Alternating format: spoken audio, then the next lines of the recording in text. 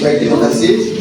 Ini adalah kegiatan presentasi dari ya, dengan materi yaitu tenaga kerja.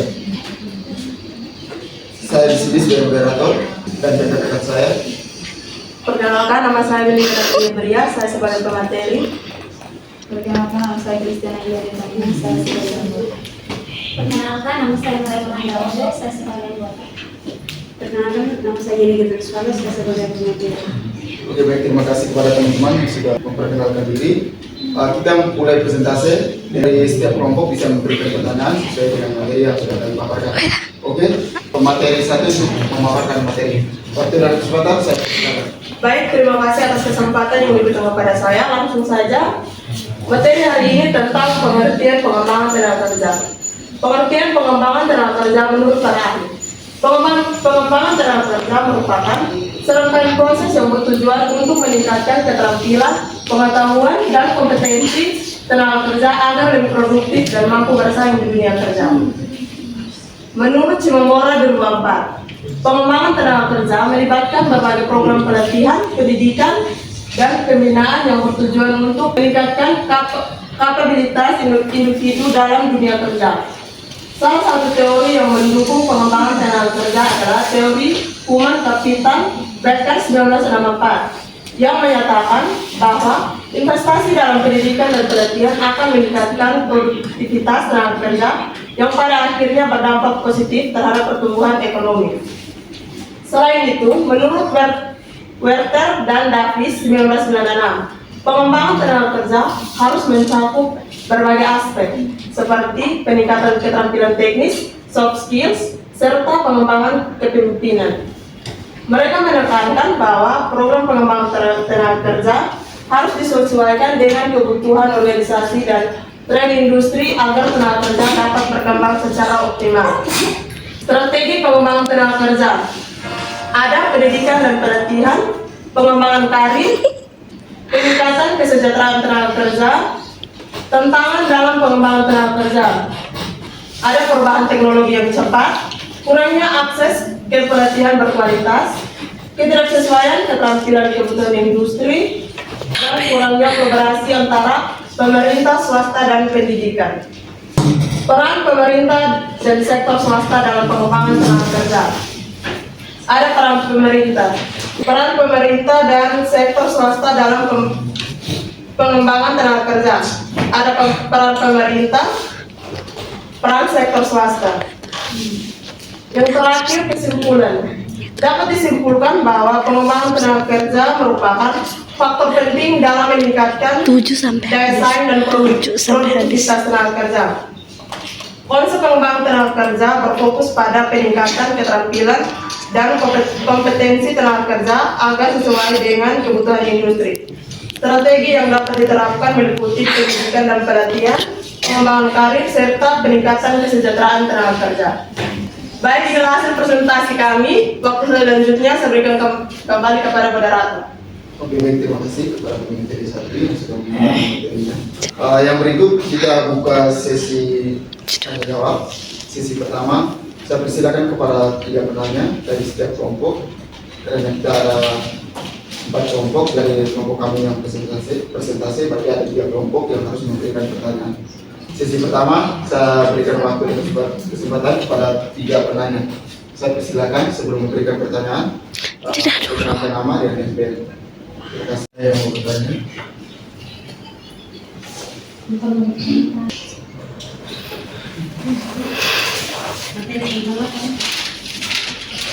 Perkenalkan, nama saya Maria Sardia dengan NPM 12/2014.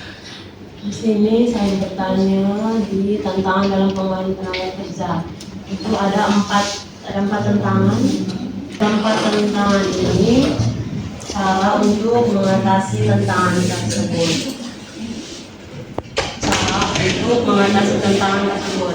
Ya. Terima kasih kepada pemateri. Perkenalkan, nama saya Stefania Hera. Saya perwakilan dari kelompok 2 ini. Kemudian bertanya tentang pengembangan karir. Apa yang dilakukan? Pertanyaannya, apa yang dilakukan seorang tenaga kerja untuk mengembangkan karirnya? Oke, baik. Apa yang dilakukan saudara Tiga untuk mengembangkan karir? Terima kasih atas waktu dan kesempatan yang diberikan kepada saya. Perkenalkan, nama lengkap saya Esther Nita Salem, NPM 12230072. Pertanyaan saya, apa yang akan terjadi ketika strategi tersebut tidak diterapkan? Sekian. Untuk jawaban, kami perlu waktu 5 menit untuk diskusi bersama terkait pertanyaan yang sudah diberikan. Sudah kami dapat. Kami persilakan kepada teman kelompok kami atas nama Kakak Melinda untuk bisa menjawab pertanyaan. Waktu dan kesempatan saya silakan. Saya akan menjawab pertanyaan dari Kakak Sari tentang bagaimana cara mengatasi tantangan pengembangan tenaga kerja. Yang pertama itu ada perubahan teknologi yang cepat. Cara mengatasinya itu ada pelatihan yang berkelanjutan, di mana menyediakan pelatihan berkelanjutan untuk tenaga kerja agar dapat mengikuti perubahan teknologi. Yang kedua itu ada pengembangan keterampilan. Pengembangan keterampilan di mana pengembangan keterampilan tenaga kerja dalam menggunakan teknologi yang baru. Kolaborasi dengan industri. Berkolaborasi dengan industri untuk memahami kebutuhan teknologi mereka dan mengembangkan keterampilan tenaga kerja yang sesuai. Yang kedua, mengatasi ketidaksesuaian keterampilan dengan kebutuhan industri. Ada analisis kebutuhan industri, di mana melakukan analisis kebutuhan industri untuk memahami keterampilan yang dibutuhkan. Kedua, pengembangan kurikulum, di mana pengembangan kurikulum pendidikan yang sesuai dengan kebutuhan industri. Yang berikut mengatasi kurangnya akses ke pelatihan berkualitas, di mana pengembangan infrastruktur pelatihan, mengembangkan infrastruktur pelatihan yang memadai dan terjangkau. Yang terakhir itu mengatasi kurangnya kolaborasi antara pemerintah, swasta, dan pendidikan, di mana harus menyediakan pembentukan konsorsium antara pemerintah, swasta, dan pendidikan untuk mengembangkan program pelatihan. Puas jawaban atau belum? Yang bagaimana?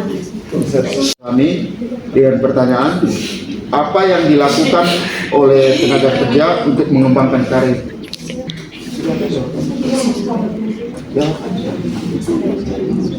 Saya akan menjawab pertanyaan dari Stefania. Pertanyaannya, apa yang dilakukan seorang tenaga kerja untuk mengembangkan karirnya?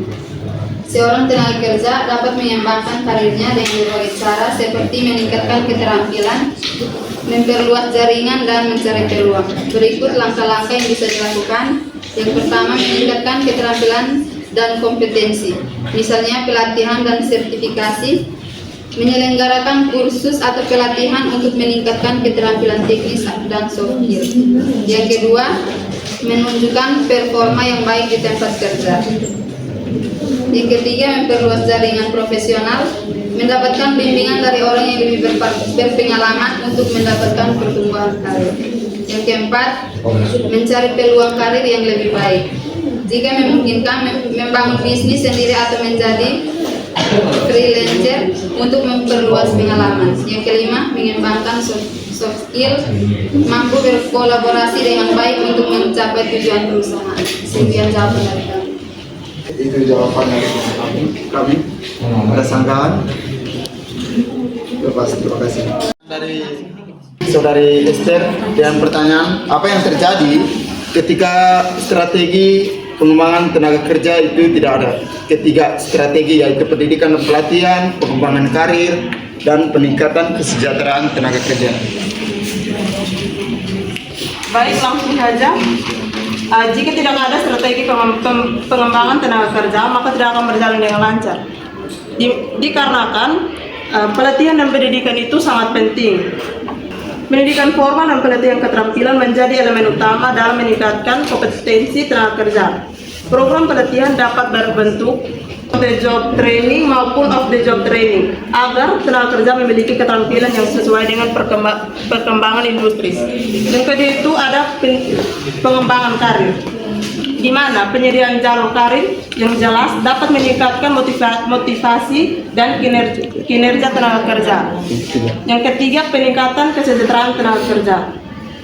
Aspek kesejahteraan tenaga kerja yang mencakup gaji, tunjangan kondisi kerja, dan fasilitas kesehatan yang berperan penting dalam meningkatkan loyalitas dan produktivitas tenaga kerja. Baik, terima kasih. Jadi ketiga strategi ini pelatihan itu untuk meningkatkan keterampilan tenaga kerja, karena sekarang kan semakin maju teknologi, jadi harus ada pelatihan pendidikan terkait dengan teknologi yang baru. Jadi supaya tenaga kerja tidak bingung lagi pada saat bekerja. Itu jawaban dari kelompok kami, karena kita dibatasi oleh waktu dan masih ada lagi kelompok lain untuk melakukan presentase. Diminta kepada kelompok yang akan melakukan presentase berikutnya bisa menyiapkan materi maupun anggota kelompoknya. Demikian presentase hari ini dari kelompok kami, kelompok 3. Oke, baik, terima kasih kepada teman-teman juga yang sudah ikut serta dalam kegiatan ini. Sekian dan terima kasih. Selamat pagi.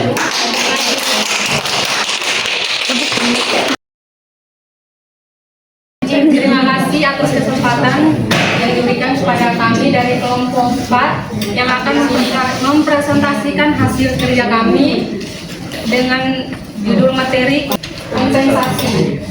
Perkenalkan, nama saya Elfrida Nahat sebagai moderator, dan rekan saya Kristen Silambe, Alia Nahat, Serban Nahu, dan Theodora Nami. Kepada pemateri, saya persilakan. Baik, terima kasih. Selamat pagi untuk kita semua. Judul materi kami kompensasi tenaga kerja. Yang pertama, latar belakang. Kompensasi tenaga kerja merupakan salah satu aspek penting dalam manajemen sumber daya manusia yang berperan dalam mempertahankan serta meningkatkan kinerja karyawan.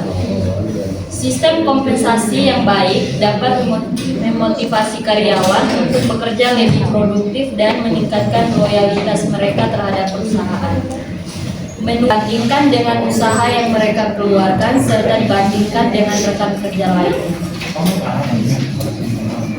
Pengasih terhadap kinerja tenaga kerja.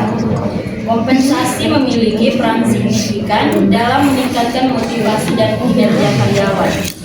Teori motivasi seperti hierarki kebutuhan Maslow 1940 penting dalam kepuasan kerja karyawan. Novel serta meningkatkan produktivitas kerja. Robbins dan Jutge 2017. Kompensasi terhadap kepuasan tenaga kerja. Kompensasi yang memadai tidak hanya meningkatkan kinerja, tetapi juga memberikan kepuasan kerja yang lebih tinggi. Kepuasan ini berkaitan dengan loyalitas dan rendahnya tingkat. Teori keadilan menurut Adam 1963 menyatakan bahwa karyawan membandingkan imbalan yang 991. Teori komitmen afektif menunjukkan bahwa karyawan yang merasa dihargai melalui kompensasi yang layak akan lebih loyal dan memiliki ikatan emosional yang kuat dengan perusahaan. Yang berikut jenis-jenis kompensasi. Yang pertama, kompensasi finansial langsung. Yang kedua, kompensasi finansial tidak langsung. Yang ketiga, kompensasi non finansial. Keempat, kompensasi berbasis kinerja. Yang kelima, kompensasi dalam bentuk fasilitas. Keenam, kompensasi berbasis saham atau ekuitas. Saya kembalikan kepada moderator. Terima kasih kepada materi yang sudah membacakan hasil kerja, yang dimana masing-masing kelompok berhak bertanya waktu dan kesempatan. Ini sama bertanya di jenis kompensasi itu anak-anak. Itu saya minta penjelasan dari masing-masing dan berikan contoh. Alino yang sudah bertanya, teman-teman yang mau bertanya silakan. 22.001. Saya mewakili teman-teman dari kelompok 7. Pertanyaannya, Apa jenis kompensasi finansial secara langsung? Terima kasih. Yang lain yang belum bertanya silakan. Bagaimana cara menentukan besarnya? Bagaimana cara menentukan besarnya yang tepat untuk karyawan? Berdasarkan jabatan dan pengalaman kinerja. Dan Yang bertanya kami mau menjawab, kami dari kelompok mau menjawab pertanyaan dari Radino. Dengan bunyi pertanyaan, jelaskan jenis-jenis kompensasi dan berikan contohnya. Kompensasi finansial langsung. Kompensasi yang diberikan dalam bentuk uang tunai secara langsung kepada karyawan sebagai imbalan atas pekerjaan mereka. Contohnya gaji pokok, karyawan menerima gaji bulanan tetap sesuai kontrak. Yang kedua, kompensasi finansial tidak langsung. Kompensasi yang tidak langsung diberikan dalam bentuk uang tunai, tetapi dalam bentuk manfaat lain yang memiliki nilai ekonomi bagi karyawan. Contohnya, asuransi kesehatan.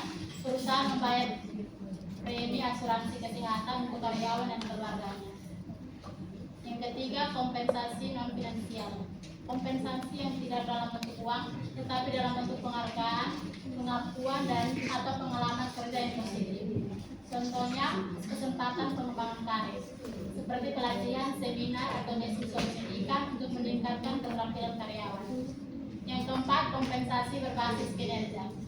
Kompensasi yang diberikan berdasarkan pencapaian kinerja individu atau tim. Contohnya, bonus kinerja. Seperti karyawan yang berhasil mencapai target tertentu mendapatkan tambahan bonus. Yang berikut, kompensasi dalam bentuk fasilitas. Kompensasi yang diberikan dalam bentuk fasilitas yang meningkatkan kenyamanan dan produktivitas karyawan. Contohnya, mobil dinas, perusahaan menyediakan kendaraan untuk keperluan kerja. Yang berikut, kompensasi berbasis saham atau ekuitas. Kompensasi yang diberikan dalam bentuk kepemilikan saham perusahaan kepada karyawan. Contohnya, perusahaan memberikan opsi saham kepada karyawan yang dapat dibeli dengan harga lebih murah setelah periode tertentu. Sekian, terima kasih. Bagaimana Kak Dino bisa terima jawaban dari kelompok kami? Terima kasih banyak. Nah, mohon perhatiannya. Kami akan menjawab pertanyaan dari Kak Riana dengan bunyi pertanyaan, apa jenis kompensasi finansial langsung? Kompensasi finansial langsung adalah kompensasi yang diberikan dalam bentuk uang tunai secara langsung kepada karyawan sebagai imbalan atas pekerjaan mereka. Bagaimana Kak Riana terima jawaban dari kelompok kami? Terima kasih. Perhatian untuk Kakak Martin, kami akan menjawab pertanyaan dari Kakak Martin dengan bunyi pertanyaan, bagaimana cara menentukan besarnya gaji pokok yang diberikan kepada karyawan berdasarkan jabatan dan pengalaman kerja. Baik, terima kasih. Untuk menentukan besarnya gaji pokok yang tepat berdasarkan jabatan dan pengalaman kerja, kita dapat melakukan langkah-langkah seperti berikut. Yang pertama, melakukan riset pasar gaji untuk posisi serupa di industri Anda. Yang kedua, bangun struktur jabatan yang jelas.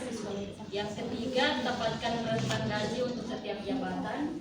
Yang keempat, integrasikan faktor pengalaman kerja.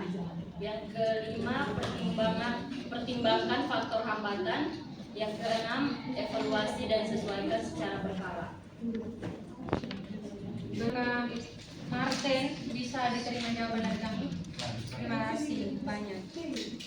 Buatlah pertanyaan saya, buatlah kesimpulan dari masing-masing teman yang ada di depan dan teman-teman hari ini yang menurut teman-teman mengerti. Ya.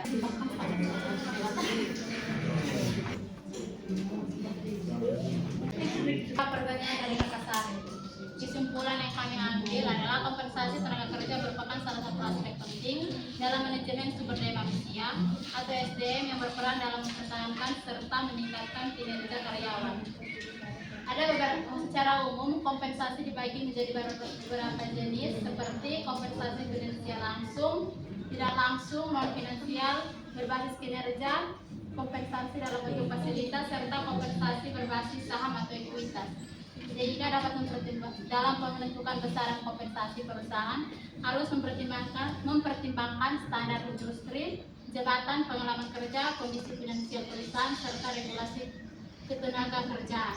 Sekian dan terima kasih. Bagaimana ada Sari? Masih ada yang mau bertanya? Bagaimana perusahaan dapat menentukan besarnya kompensasi yang diberikan kepada karyawan atau tenaga kerja? Bagaimana perusahaan dapat menentukan besarnya kompensasi yang diberikan kepada karyawan sesuai dengan kerja mereka?